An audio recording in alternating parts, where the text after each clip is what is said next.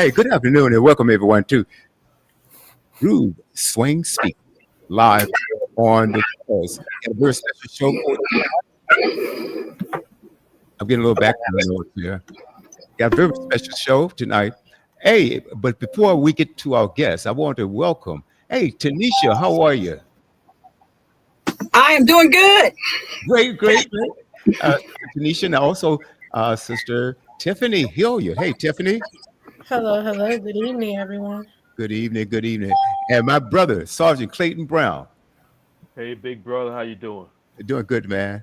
All right. How's everybody? Everybody's doing great. I just got a notice from StreamYard that Facebook is having some issues tonight. They're having some issues, and so we're not live on Facebook. We should be live on YouTube.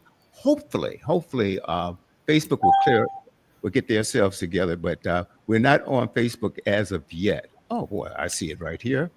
All right, cool. All right, and brother T. Air Van Meter. Hey, T. Air. Hey, how are you, William? Pretty terrific, man. Pretty terrific. And like I said, we have a special guest on. I wanted Robert to come on because I think we're approaching, if we haven't approached our 90th podcast here. So, man, this is really, really cool. And I really appreciate you guys. We have some very interesting guests, and tonight is no different. Without further ado, I'm going to ask Tanisha to introduce our guest. I just want to say hello, everyone. Hola, and hi, Wanda. How you doing? You're fantastic, man. Yes. I felt like me and Wanda's been working for the past 4 to 5 years at the heart of COVID. So I thought maybe she needs to be recognized because she does so much. She does so much in the community. So let me bring her on the show so that she can be recognized and that you all know that people like her do exist. So I'm gonna go ahead and start reading on her bio. It's pretty long. I'm gonna try to shorten it up a little bit because I know we got to get to the meat of the show. But here it is. I didn't know your name was Denise, by the way, but her name is Wanda Denise Spells. She is a dedicated, nearly 30 years in advancing community health and outreach in North Carolina. Starting as an outreach specialist in 1996, she quickly became a trusted advocate connecting individuals and families with vital resources to improve their quality of life. Her commitment to health, equity, and cultural competency and building strong partnerships has been the foundation of her impactful work. Since 2021, Wanda has served as a community healthcare worker. And I guess it's the third region. It's our third region. We also work for the Center for Disease Control too, as well, because I do work with Wanda. So since 2021, Wanda has also been working, as I mentioned before, as a community healthcare worker. She also went to NC State. She also plays. What instrument you play? Which one is it? Oh my God, my beat that clarinet, babe. Clarinet. Okay. Contrabass, tenor sax, alto sax. Yes. Okay. Girl. Yes, ma'am.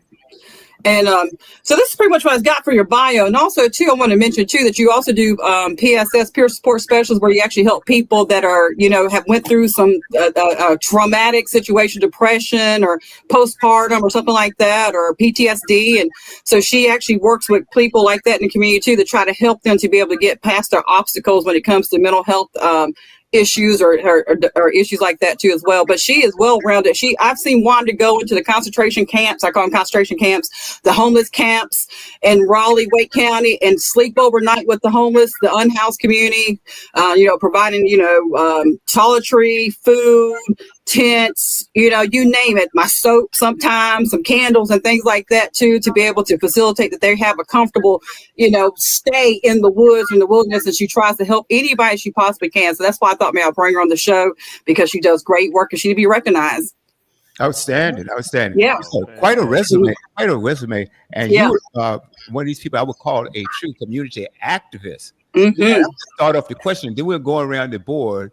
And we're going to go to Tiffany right after I finish. But my one question that I have right now is where did you get that passion from to get involved with helping people? A lot of people, they want to go do their 9 to 5, go home, take care of themselves, but you get involved with the community. Where did that passion come from? I was raised in Wilson, North Carolina. That's where I'm from. Oh, yeah. So my parents, my upbringing helping people, right? So with mom being a missionary, at the time you think, mama, people using her, got to go here, we got to go there. But you don't really know how much has been instilled in you. So she's cleaning houses and we're being drug along with her dad. He allowed her to do missions work. We never knew who was going to be living in our house next. I'm like, how are we feeding families when we need food? And then you're feeding people who don't wash the dishes. And we had a week to wash dishes, but her water is turned off over there. So pots and pans go to her house, but they come back to, this is my week to wash dishes. How am I washing dishes for here and for the people? Are you serious? So it was my upbringing, learning to love people and help people, no matter how little you had, being able to give back. And it was just the way I was raised. Wow. Yeah, I can respect that because my mom, she reared 8 of us alone, 7 boys and 1 girl. And Wow. she never turned anywhere. If anyone was hungry, she fed them. So I can certainly appreciate that. Wow, wow, wow. And I applaud you, young lady. Tiffany, what do you have? First off, what's your mama name? Margaret Spell. My dad is Roy Spell. Your mama's a pastor. She's a pastor at Somerville Chapel Holiness Church in Wilson. My pastor, we've been over there. We went over there, I think it was this year or last year, Pastor Justin Barnes. Oh, yes. Yeah. Love him. Yes, sir. Oh my goodness, this is small world. Yeah, Wow. he also does this kind of work. Yes, ma'am. Okay, yes. Okay, so well, you kind of touched on it. You mentioned it was your upbringing. Because if I'm not mistaken, your dad was also a veteran, right? My dad's a veteran and he was a fire chief. The funny thing is, having been the first Black firefighter in Wilson and moving up the ranks with Dad, they would not allow him at the time to become fire chief. So Dad had to move to Elizabeth City to even be promoted. Oh, yeah. Wow. So Wilson has his stuff. Okay, Yes, so that kind of all right, that kind of pivots my question then. With that being stated, did you have any issues moving up in the work that you have been doing? Oh, yes, ma'am. Yes, ma'am. Of course. When you look at the disparities in our community, right? So been a part of Wake County Public Schools for years. Even now, Wake County Public Schools serves over 160,000 students. So our African-American students, you have 24% enrollment, but achievement gaps continue. Only 42% of our Black students meet grade level proficiency in reading. Only 38% of our Black students meet grade level proficiency in math. So what has been my issue is being a part of a system that I'm also speaking out against. High school graduation rate for Black students is 84% for us versus the 94% for the white students. So when you're part of the system and you see things wrong, you're not quiet about it. That's when problems arise. We have so many youth factors right here in Wake County. Substance abuse with our children. 15% of high school students here report current marijuana use. But a lot is not being done about it. The violence, juvenile arrests, that's increasing. Mental health. 32% of our high school students report persistent sadness, mental health issues. You have economic challenges. Even with the digital divide, you would think by now that every home had broadband. 12% of households of our youth lack broadband internet access. So there's a need for community engagement. So yes, ma'am, I've had the whole be quiet, hush, you talk too much. You can't move up like this. If you want to be promoted, you need to be quiet, all of that. But you have to speak because I see children and I see me. we didn't have everything we wanted. Oh Lord, growing up, we had more laughter than food. You have more love than resources. But mom and dad, they loved us through issues and problems. So we learned how to laugh at not having the right pair of shoes or the hairdo that everybody else had. So when I see these babies, I see myself. When I see our youth and the problems, it's global. It's a huge issue, Tiffany. It really is. Okay. Pretty amazing. Welcome to the set, our brother Robert Hicks. Hey, Rob, what episode? I know we're approaching 90 episodes now. Just about there. And also just want to say welcome, Miss Wanda, to the show. Welcome also to the panelists and everybody. Just welcome to episode 84 of Groove Swing Speaks. So yes, we're closing in on 90, closing in on 100 and 500,000. Just keeping it going. As long as we are informing the people in the community, this is the place to be on Tuesday nights. Yeah, no other place to be. There's nothing on TV. Just so go ahead and just listen to this and just be informed. That's right. Greetings, my brother. Right on. Yeah. So I just wanted to just say that up front. And thank you very much, Miss Wanda, for being here. And you definitely have made a couple of points when it comes down to proficiency, when it comes down to students in our communities, whether it's Wade County, whether it is Baltimore, whether it is in Chicago, New York, Los Angeles, Houston, Dallas, Miami, Greenville, South Carolina, Fayetteville. The idea is basically that is also a part of the overall, not just the individual health of each student, but also the community health as well. Right. I just wanted to find out basically how you got your start as the community health worker, and how is community health really important? Well, when I got my start, I had been the outreach director at my church for years. And one of the members of my church connected me with the owner of the business for which I work now.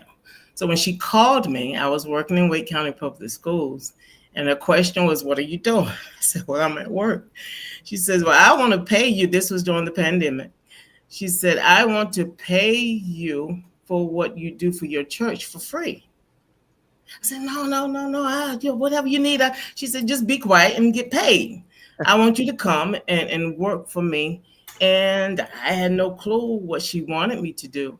At the time, community health workers, our main goal was to get information out to people about COVID, help people navigate through the process of quarantine while at the same time they needed food, you need COVID tests and that kind. So that's how I got involved doing this kind of work during the pandemic. You know, I see the work that you do is extremely valuable. Robert, you can continue if you had any other statements or comments or questions. Well, I was about to say that if somebody saw something in you, what you were doing, and also made an impact with the community as a whole. So for people who just probably realize that maybe that they might have a gift that they probably feel as if, oh, I can do this pretty much on my own. Don't have to worry about making a difference, really. But eventually you'll realize that somebody will see you. And the idea is you should be able to do something for the overall good and just not hoard your skills or talents or gifts. And that's what I see that Ms. Wanda has done. She's given her gift and giving it to the community and has definitely made a impact. Just reading her bio. I mean, I'm sure she's probably got a long list of things that she has accomplished, and definitely that shows from what you've done. So thank you for everything you've done. Yes, sir. You know, there's a lot to unpack here, and this program is bittersweet And it touches me because the types of things that you are doing and involved with, which are very, very important.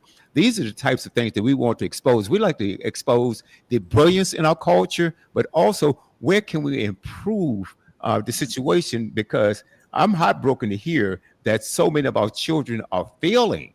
Well, we know that there's brilliance in our community. So I want to know, what can we do to improve this as a society, as a culture, and uplift and encourage these children? Their education is important. It's important for them to go on and study, get good grades, go to school, or open a business. You know, that's what this is all about. I'm going to move on to Tia right now. Tia, what questions or comments do you have for Wanda? And then we'll go to Clayton.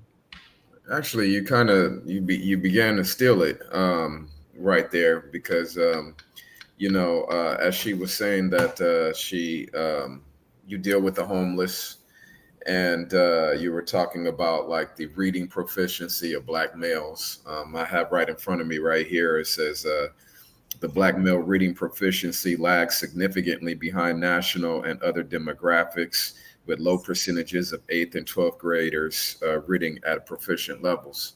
So like your boots on the ground, you're dealing with them at a young age, and then you're dealing with them once they've hit failure. And I say failure when you're at rock bottom, when you're homeless. Give me your personal opinion. What's going on? What's the cause? Why are we losing in such a way? Yeah. Why are we lagging? A whole bunch of talking, sir. It's a whole bunch of talking and very little community engagement. And where there's no consistency, our children are. You see where I look at Southeast Raleigh. I was just there for a program that they do. As a matter of fact, they have prayer every Wednesday morning, right before school, with their children. I'm connecting with them with the Fellowship of Christian Athletes. So every Wednesday morning at 7 a.m., Southeast Raleigh High School. Now, a child gets killed at the school. Whew, there's the television. Here comes this organization, that organization. Someone came in and they were feeding them Chick-fil-A sandwiches. On TV, it looked like the whole school was getting them. That's just one little class.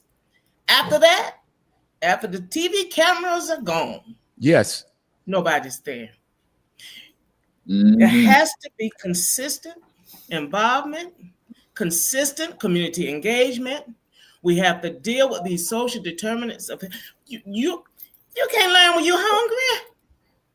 That's right. How you learning when you're homeless? Even for those of us who have housing. If I have something to eat on my mind, and Tanisha comes to me and said, "Well, you know what, Wanda, I was thinking about," and this little girl, you're gonna have to wait. I'm getting ready to do something here. I can't even think. I don't want to talk to you right now.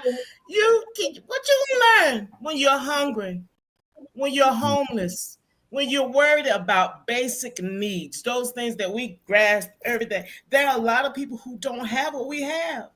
So with the program that I'm involved with, the Tough Competition LLC, it addresses the social determinants of health, but food insecurities, just housing stability, healthcare access, insurance navigation. Some people are not even, they need food. They have to have somebody you give them all this paperwork for Medicaid.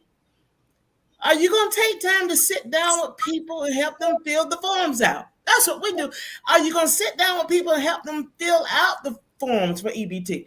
We come to eliminate barriers to essential resources. So when 15% of our high school students are reporting substance abuse use, where are the people?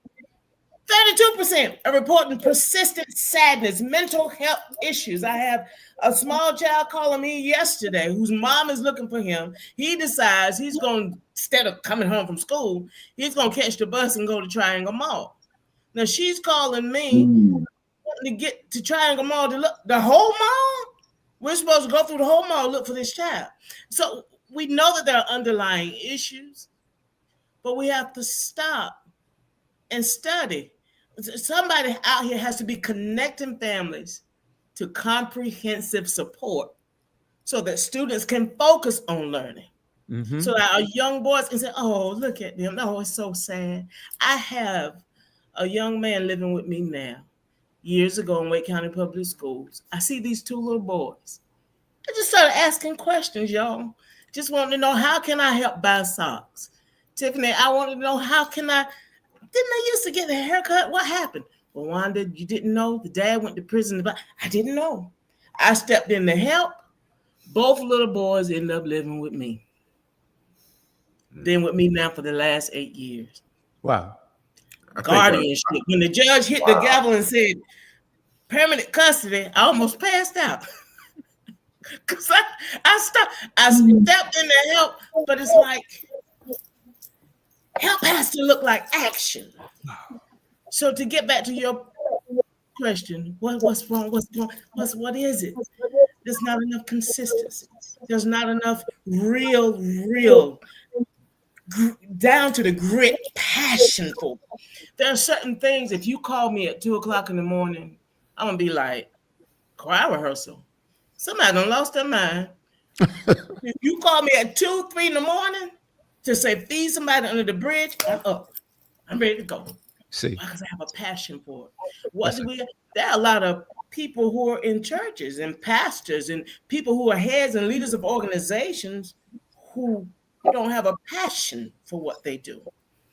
And where passion is not there, help is not there either, especially when the camera is not rolling. I hope I answered your question. Yeah, you did. What is there anything that you think could be done on a governmental level? I know, like you were saying, that you can't eat when you're hungry, but Booker T. Washington did. He was starving to death and built the college. We live in the land of milk and honey. You compare our lives to people in other continents like Africa. So a lot of them doing way better in math than we are, and under more stringent circumstances. So there's you can name it. There's a lot of programs out there. But if you were president or in some way controlled the government, what do you think the government could be doing specifically to help us get over right now with my sister, she has started the Global Academy of Real World Learning. All right, so it's a global program. So with this program, we're uniting youth from Africa, the Caribbean, the United States to solve real world environmental challenges. Back in June, we were invited to come to Ghana to meet the president there, who's in full support of what we're trying to do. We're choosing 10 students from Ghana, 10 students from the Caribbean, and 10 students right now from the US. So then what can we do? How can we so what happens is when you have programs like her right now looking for sponsorships, well, you have to look in corners to present this. Watch this. She had to go all the way to Ghana. come on. The president said, come. He's in full support.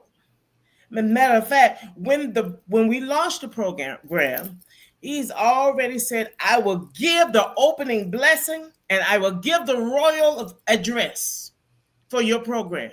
Full support. As far as the United States goes, Come on. you have to beg for sponsorships for programs where we say, this child can barely read. We have to look and dig in corners trying to find monies to support. It takes money. To answer your question, it takes money. So you have all these challenges. We're bringing together a virtual collaboration. It takes money to do that. Land of milk and honey. Yeah. Yeah, we're in the land of milk and honey. But who's getting the honey? Well, who's getting the honey? Who's pouring the milk? And I'm looking for chocolate milk. All the milk I see is white. I love it. That's what we need. Guess we got to get some Nesquik and turn the white milk brown, huh? Never heard an answer like that before. I like that. I do too. You know, Sister we're going to go to Brother Clayton. We'll come up back around the panel because this is, I just text Sister Rock, and thank you, Sister Rock, for booking. And thank you, Tanisha, for referring this young lady to our program. Thank you, Rock, for booking us. And Wanda, I want to say, you got to come back because you touching on all cylinders here. And I am, I'm glad that you're here. And I'm so proud of what you're doing. But at the same time, my heart is broken because I know that we are better than this. And I know there's so much genius out here. Yes, But sir. I tell you, again, like you said, and you touched on it, you cannot, and you can get not learn, especially efficiently and proficiently if you're hungry. Because what you're thinking is about your stomach growling, you pain, it's kind of hard to do. You're thinking about eating and surviving, and someone wants you to read this chapter and pass this test. It is virtually hard to do that. I want to just say this real quick, then I want to go to Sergeant Clayton Brown and then to Tanisha. I was living in, and I met Tierre, my groove brother, in Southern California. And I was going to a church in Southern California, and I saw a need there.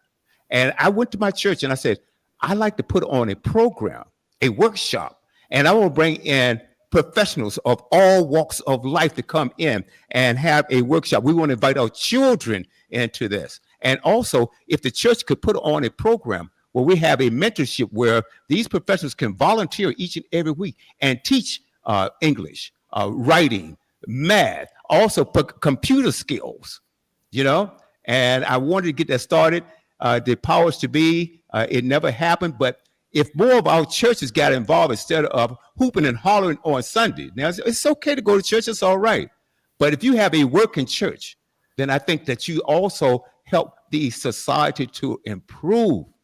We can do a lot. We had this church, we had over 2,000 members, I believe, and we had professionals from all walks of life. Someone can volunteer an hour a week to come in on a weekend and have these children come in and teach them these skills. And I don't see enough of that going on. Right. I agree. Clayton? I agree. Yes, and greetings to brothers and sisters on the panel. And can I say, Sister Wanda? Yes. Thank you so much for what you do. Thank you for being an advocate out there in the community and all the things that you are doing to try to help heal your community. We do appreciate that coming from Richmond and Chesterfield, Virginia. My thing is, you was all talking about being hungry. I think one of the main things that we are very hungry for is the truth. And I think if we get that, I think that'll be the best foundation for us to get up out of the things that we are struggling with, because I struggle with things. I have mental health issues as well, and I'm not ashamed to say so. At one point in time, I was. Now I am a retired military vet as well, and I believe my mind is strong. But there's times when I feel like I may need your help, sister. Right. You know, even African American men, we are afraid to ask for those things. We are afraid to ask for that help, but we constantly getting pulled in by a lot of lies and a whole lot of confusion and chaos, and all those things weigh down on us. And even our children today, they're not being told the truth. They're taking the truth away from their schooling, their education, even I don't know what's going on in their homes because all my children are grown adults now. And one thing we try our best to do is to tell the truth so that way they will have a solid foundation. I said it to say this, sister. What do you think about this clown we have as the Secretary of Health up there in the White House telling everything but the truth about health, vaccines, and all? And he's debunking all of the health organizations that have been dealing with so many years of research, and then all of a sudden this uneducated fool, he comes into the White House and he tells people this is not going to work. That's not going to work. He don't have no education behind it. What is your assessment of all that? Good question. It's not a holistic approach. Mm-hmm. When you take one segment of something and say something's wrong with the food stamp program, and you break that off and you say, well, something's wrong with Medicaid, you have to have a holistic approach. And he's not knowledgeable. He's making decisions not having studied the system that he's supposed to be over. So then when you look at education, just as ABCs and 1, 2, 3s, it has to also include these social determinants of it. It has to also include, it has to be one holistic approach to things. You just can't break it off and say food stamps has nothing to do with reading levels, has nothing to do with math, has nothing to do with healthcare. It all comes together. But this break and divide, because he's not knowledgeable. That's my take on it. He's not studying, and he's just coming in trying to make everything one-sided to benefit those who already have money. That's it. And it's not working for who he considers to be the small people.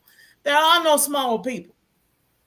When we have a curriculum that's one-sided, our students need to see themselves in their curriculum.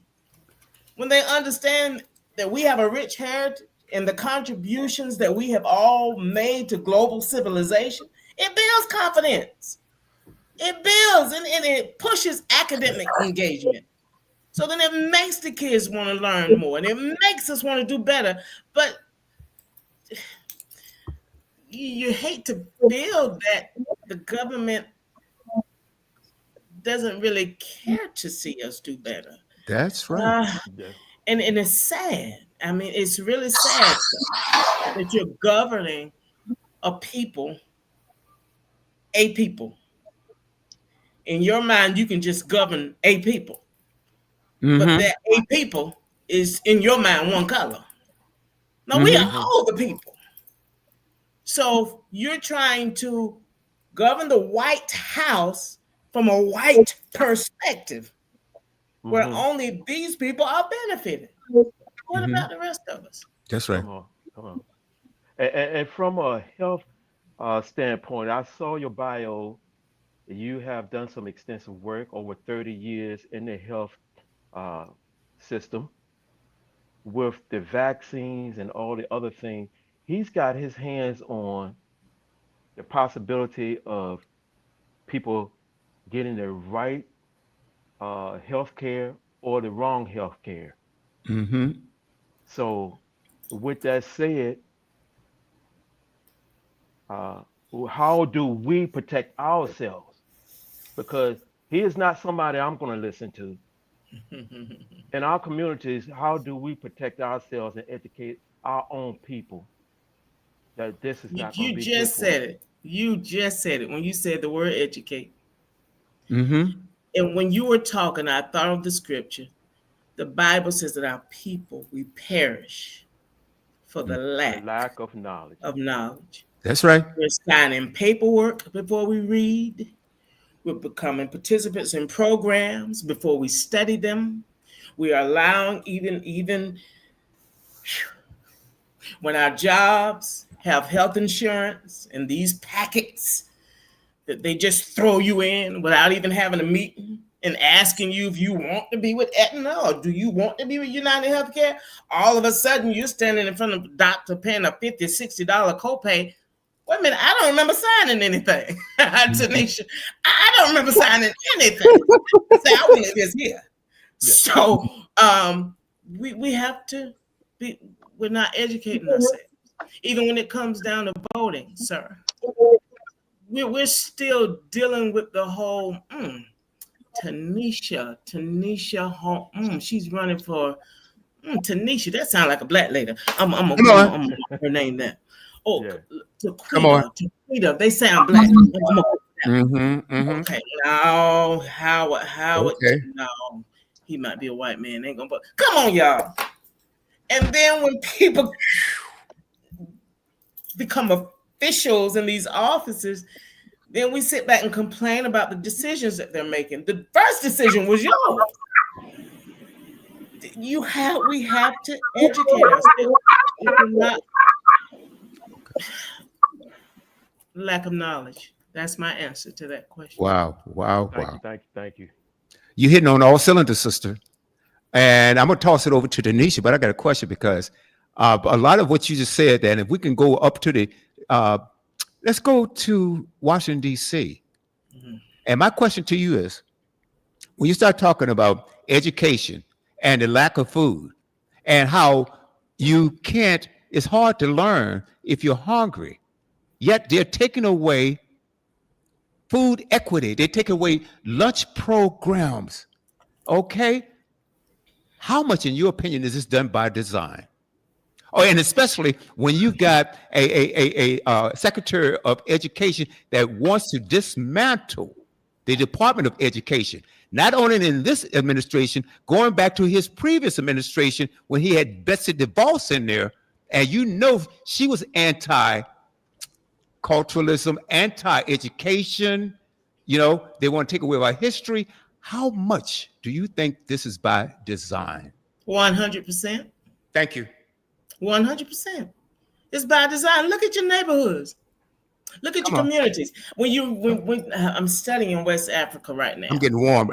Courses that I'm taking at NC State. So when looking at the design that you're talking about, okay, so even in slavery, everybody's trying to run where?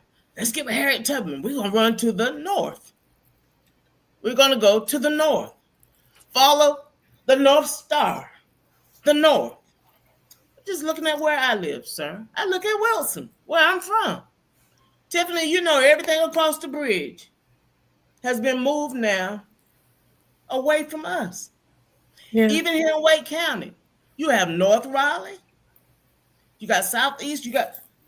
Where's the nicest area, Tanisha? Still in the north. Yes, Briar Creek and West Raleigh. No. So when you look at, let's talk by design. Trader Joe's, Whole Food Market. Mm-hmm. Where is it? Harris Teeter. Their food don't even look the same. That's right. Oh, don't even look the same. You clearly know when you're in a Piggly Wiggly. You clearly know when you're in a Food Line. You clearly know when you're driving in our neighborhoods and you see the Boost Mobile, Rena Centers. They're still renting couches and TV. We're getting some feedback, sister. Come on. So the food is not even, so you're not even pushing for healthy eating, healthy living. Our youth obesity rate is up 300%. Yes, sir. 100%. By design. Wow. We're getting some feedback from someone. If anyone has some external speakers on, turn those down. Please turn those down. Okay, we're getting feedback. Excellent points. Tanisha. Okay. Hear me? Loud and clear. Can you hear me? Okay. Loud and clear. I mean, I don't know what else to say. That's one reason why I brought you on the show, because I know that you have just a plethora and a concentrated insight of what's taking place, especially like with those boots on the ground, especially with that song that you like to dance to, especially. But and also in politics and everything else. I mean, you're out there making it happen. I was out there with you for 4 years, but then they decided to put me in the. I ain't trying to be mean, but let me just shut up. But I was out in the field, and I had to go back into the house. That's where I'm at now. But I want to come back in the field and hang out. But anyways, I did have a question because I was so intrigued with you because we had worked with that project with Wake County where we had to go to the homeless camps. We had to get up at 5 o'clock in the morning and go explore that and kind of see how everybody lives. So what made you feel, I mean, I know it was called Live Experience, but what made you feel like you should go and sleep at the camps and set up camps there to basically, I know what was your motive behind that? Like, I got an idea, but I want to hear it from you. Like, what was your motive to actually go and sleep at the encampments, homeless encampments? My motivation, Tanisha, you're helping people. Yeah, I'm doing exactly what these other people are doing, right? You're dropping off clothes. You're dropping off items that are needed. And I said, you know what? What is it? What is this? I don't know what this feels like. I want to be able to relate to it. So when I'm packing, what am I giving that they really need? Because your thought process is people who live outside need food, right, Tiffany? You may think people who are outside might need clean socks and underwear, number one, needed, but the least given. Okay, I get it. But stay out here a couple of nights.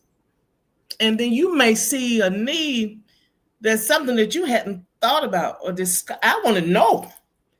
I had no idea that cardboard was so important. So when I'm doing events and we have boxes, we break down the cardboard and throw it away. Now I'm like, oh no, they need this cardboard because it serves as a barrier between the concrete and their body, between the ground and their body, and it works as insulation. It can help bring heat. I see all this cardboard. I see y'all need cardboard. So when I'm doing events and we have pallets, so I was like, okay, Interfaith Food Shuttle, is it okay if we can hold on to some of these pallets? So Robert he has his bed, but under his mattress, he has box spring. But guess what a pallet becomes? It becomes box spring. That way, if you're sleeping on a little broke down mattress, your mattress doesn't have to be completely on the ground. Now you have these wooden pallets under there. So that's why I stayed out several times. I had in different temperatures. So I know when it's frigid and the white flag is out. Why do we say they have to be housed on white flag nights? Who can stay out here when it's up? So Wanda, you got to get more stuff to keep the hands warm and make sure they're more. So talk to your pastor. See how you can get some pallets, some blankets or something when it's real cold to pull people in. Because I felt the cold myself. I know how cold it was because I was out there with them. So then going out and not having the car right up there so I can run to the car and get away. No, I want to be here all night. So that was my motivation. I wanted to be in it so I can know exactly what I'm dealing with. It really did change my thought process completely. I was able to have conversations with people about being homeless, how long you've been out here. What, one of the guys, he said to me, we are a community. He said, Miss Wanda, people look at us as just being homeless. But we are a community just like these people in these houses. He said, matter of fact, we closer to each other than these people are. You know why? He said, because y'all live in y'all separate houses. Y'all don't even know sometimes who near next door to y'all. He said, but we got to know. It's dangerous out here for us. We're vulnerable. Like this little bitty tent, anybody can come in on me on this tent at any given time. So the person across here, he's going to be looking out for me and saying, hey, what you doing over there? Do you do that in your house? That's right. If somebody's over at somebody else's house, you're going to stay in your house. You might look out the window like an old grandma, but you're going to stay in your house and mind your own business. He said, Wanda, we're a community. And I had never thought of it that way. So these are communities of people who they build community just like we do. So I felt I needed to, Tanisha. I had to. It's incredible. And now it was like, I went for that like for 8 or 9 hours. We kept on going out, but it was like, but it made me, I'm already a humble person, but it really humbled me. And it made me really appreciate, the things that we take for granted. Like that bar soap, like that toothbrush, even a candle, because a candle can also be used as a heat source, those things, like small little things like that too, matches. So I really appreciate you sharing me your experience too. And then of course I had the same experience as well. I didn't stay overnight, but we went early in the morning and, we had a maneuver around the needles and the feces on the ground and the place that's been designed that's set up for the commodes and things like that too. But I appreciate the work that you do. I really did. And people need to know about us. People don't really know that we're out here. People like us are out here making it happen. Making it happen. Yeah. So, yeah. Right. Wanda, I don't know whether you thought about it or whether you have one already, but you should write a book. You definitely should write a book. And I think that I have some other platforms I would like for you to come on because your story needs to be told. People need to hear it. You know, like you said, these people in those homeless camps, they were saying that you living in a house or other people living in a house, they don't even know the next door neighbor. That is so true. And I think the difference is when we were growing up, you knew your neighbors. Today, nobody knows anything because people are indoctrinating their children and say, you don't talk to strangers. Don't talk. Now, I do understand that there's an issue. You've got pedophiles out here. You got perverts out here. You got people out here that are doing some nefarious things. I understand that too. But I think what you're doing is so invaluable. I mean, I'm up here. I'm smiling on one end for the work that you do, but I'm furious. I can see fire coming out of my nose because of the things that's going on, and nobody seems to be doing anything about it. It's incredible. Let's go to Tanisha, Robert, Tierra, Clayton, and Tiffany. I'm sorry, Tiffany, Robert, Clayton, and Tierra. I hope I got it in the right order there. No, I just talked. So who's next? Okay, Tiffany. Okay. Then Robert, Clayton, and Tierra. Okay, so my question to you is, out of all the work, the different programs that you have been a part of, that you are a part of, what is your, I'm not gonna say that they're not that the one, what is your heart? What is your, like, this is my heart right here? Helping people overall. There's no particular, I mean, I can't really. I mean, being an outreach director, or a regional director, being, part of, I'm just going by the bio that we have here. It says that you have North Carolina Community Health Worker Certification, Project Management Professional, Certified Fundraising Executive, Mental Health. I think my heart probably is not even on that paper, Tiffany. My heart has been a mama. Okay. I have a daughter. Yes, that's my heart. And that, even with raising Ashley, and even now, Ashley, she lives in Charlotte. She's doing her thing in the world. Mm-hmm. And now having this son here who is my adopted son, it teaches a lot.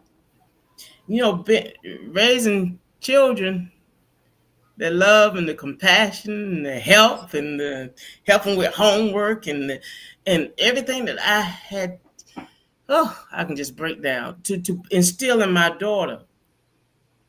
When I see that these other children are not getting that. Yes, I was a single mother. You got 2-parent homes where children are not getting that. Mm-hmm.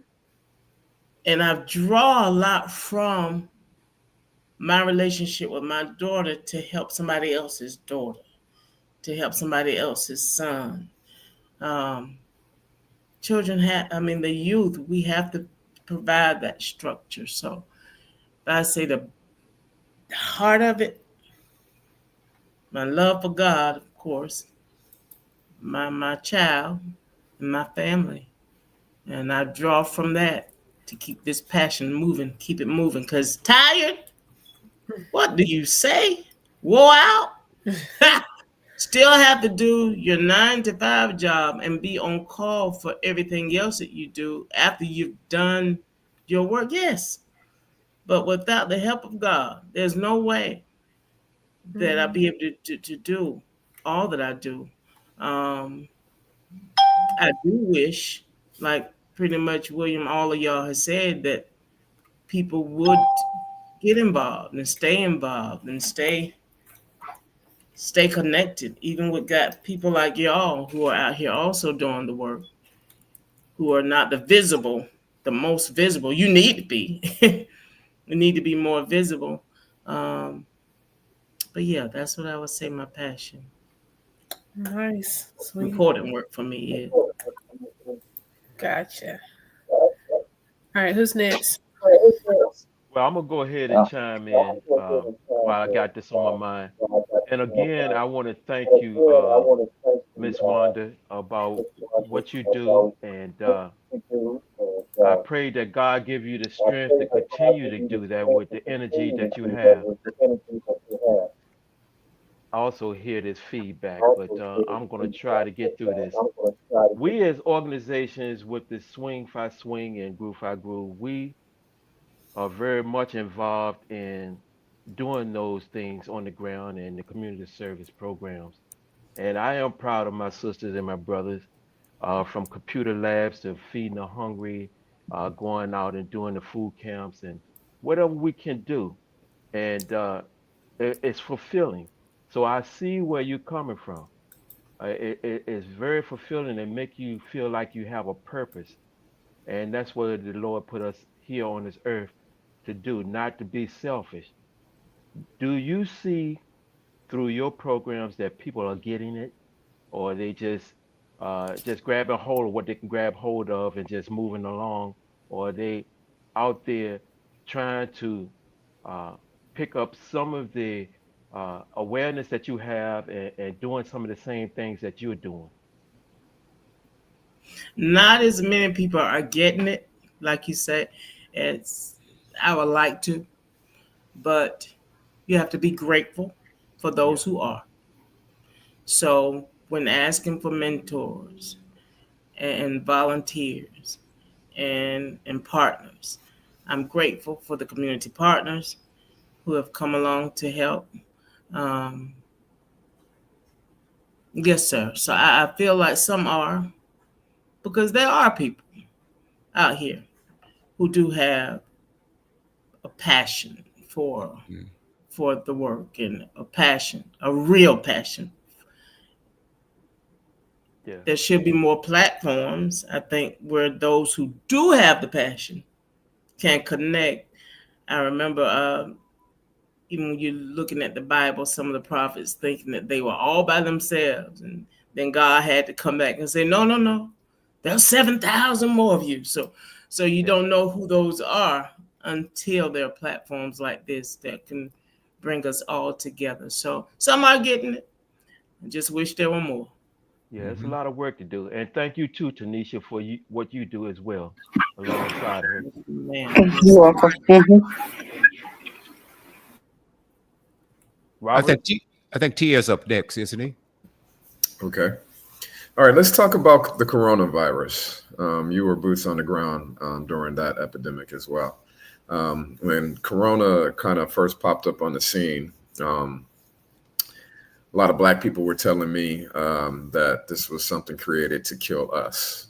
And then when the virus, when the not antidote, when the vaccine came out, they were saying don't take the vaccine because the vaccine was made to kill us. Mm. But when you look at the numbers worldwide, Africa, there were some parts like Nigeria and South Africa, they got hit pretty hard. But you got 64 countries in Africa. For the most part, the Africans took COVID on the chin way better than African Americans did. So, any opinion on why that is? Why yes, sir. was the continent less equipped healthcare wise? Why did they take COVID better? You think it was made up? Give me your from a Black standpoint opinion on COVID-19. I think they did better because we have more access to social media. Speak on that. Mm-hmm. Social media has everybody's a professional. Anybody can put on a lab coat and become a doctor. So many people have so many opinions. Like you just started off with at least 5 of them. This one was saying this, and that one was saying that, and that one's on TikTok doing this, and then on Facebook they were saying that, because there was so much miscommunication and not enough education. Well, people were actually studying what is the coronavirus, and so then we had a whole lot of access to misinformation that many of these other countries, they're not. We pride ourselves in being well connected. Mm-hmm. But in times like that, then we were a little bit too connected to bad information. Mm-hmm. So a lot of people were not actually studying. They were just taking, well, did you hear that? And then, oh my God, the videos were coming from everywhere. Everybody had so much to say. And so then we're out on boots on the ground. The main thing we're dealing with is just the fear. Everybody was just scared. Mm-hmm. So, okay, how do you get food to people? It was just crazy. So we still had to work while everybody else is afraid to even come out, sickness, disease. And then we like, well, Lord, you just got to keep me protected. So, yeah. So that's my answer to that. We were a little bit too informed with the wrong information.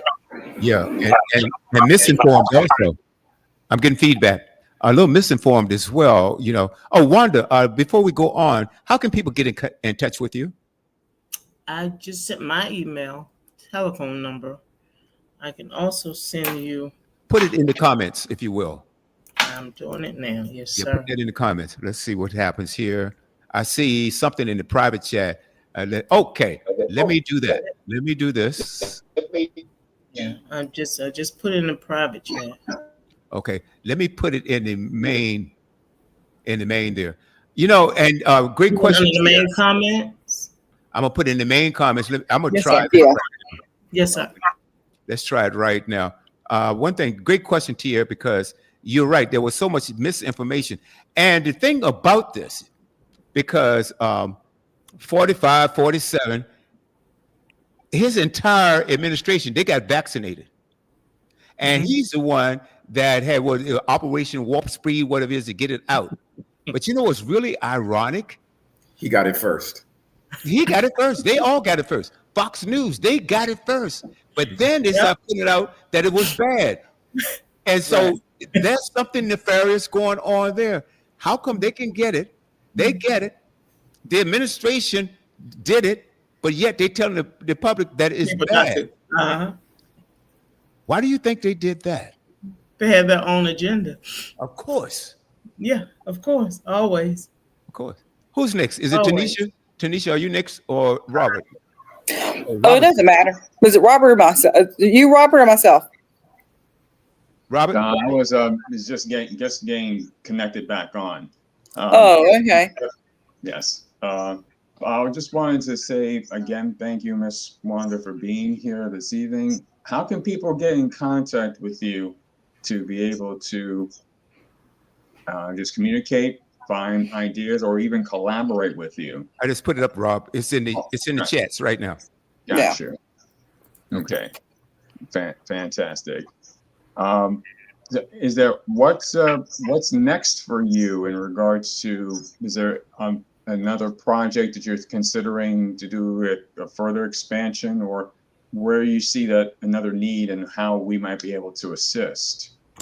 Oh, well, next week, how I might be able to assist. A lot of people don't ask that question. So right now, with the IMAP mentoring program, with the Garwell Academy, and with the Tough Competition LLC, I can actually forward information to Tanisha, and you can pass stuff along. I don't think I want to add anything else right now.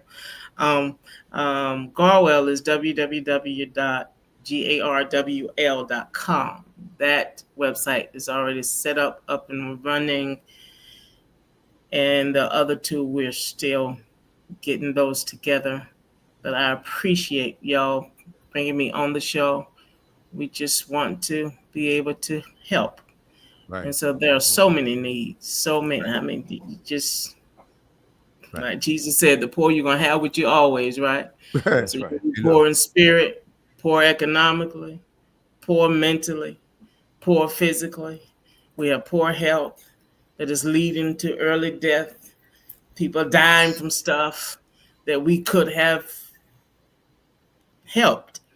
There's some certain diseases that are just connected to the way we eat. I mean, it's just the bottom line. So I will pass information on to Tanisha, and anything that I can do to help y'all, you just let me know.